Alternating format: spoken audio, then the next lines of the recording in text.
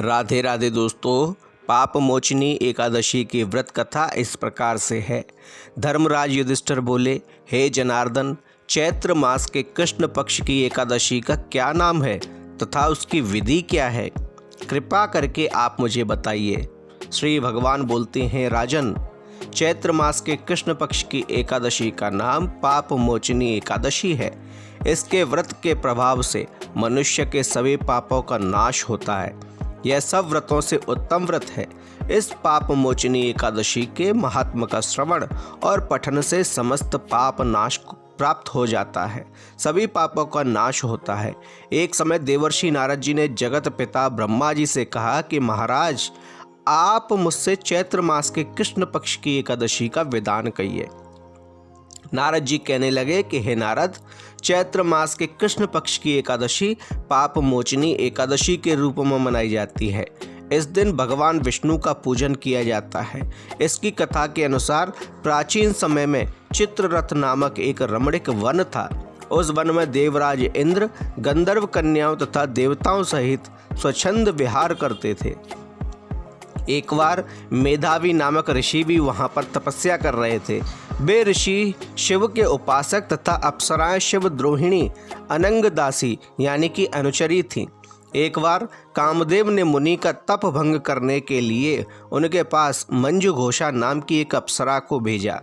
युवावस्था वाले मुनि अप्सरा के हाव भाव, नृत्य, गीत तथा कटाक्षों पर काम मोहित हो गए। रति क्रीड़ा करते हुए उन्हें 57 वर्ष व्यतीत हो गए। एक दिन मंजू घोषा ने देवलोक जाने की आज्ञा मांगी।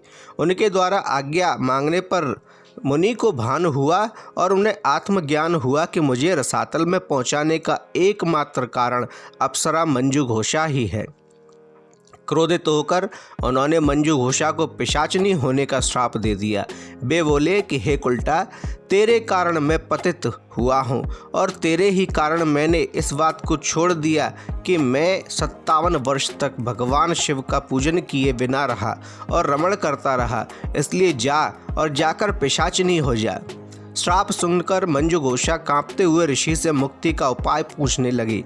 उसने कहा कि हे मुनिवर, मैं आपका श्राप स्वीकार करती हूँ, परंतु कृपया करके मुझे कोई रास्ता बताइए जिससे मैं इस श्राप से मुक्त हो सकूँ, अन्यथा आपका बड़ा अपयश होगा, क्योंकि 57 वर्ष तक मैं एक मुनि के साथ यानी आपके साथ रही हूँ।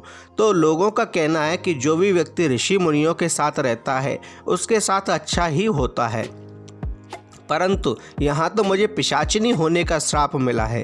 हे मुनिवर, इससे आपको अपयश होगा, इसलिए कृपा करके मुझे इससे मुक्ति का मार्ग भी बताइए। तब मुनिश्री ने अप्सरा को पाप मोचनी एकादशी का व्रत रखने को कहा और उन्हें सभी प्रकार के विधि विधान बताए। उन्होंने कहा कि पाप मोचनी एकादशी का व्रत रहने से तुम्हारे सारे पाप नष्ट हो जाएंगे और तुम पुनः अपनी योनि को प्राप्त होगी। और अप्सरा को मुक्ति का उपाय बताकर वे ऋषि अपने पिता च्यवन के आश्रम में चले गए। पुत्र के मुख से श्राप देने की बात सुनकर च्यवन ऋषि ने पुत्र की घोर निंदा की तथा उन्हें पाप मोचनी चैत्र कृष्ण एकादशी का व्रत रहने की आज्ञा दी। व्रत के प्रभाव से मंजू घोष अप्सरा पिशाचनी देह त्याग कर और मुक्त होकर देवलोक चली गई। और उसी प्रकार से जो ऋषि थे उन ऋषि को भी उस पाप से मुक्ति मिल गई और वे भी अपनी शिव भक्ति में लीन हो गए। अतः हे नारद, जो कोई व्यक्ति मनुष्य विधि पूर्वक इस व्रत को करेगा उसके सारे पापों को मुक्ति होना निश्चित है। और जो कोई इस व्रत के महात्मा को पढ़ता और सुनता है या बोलता है उसे सारे संकटों से मुक्ति मिल जाती है। हे नारद, ये पाप मोचनी एकादशी सभी जग के प्राणियों का हित करने वाली है।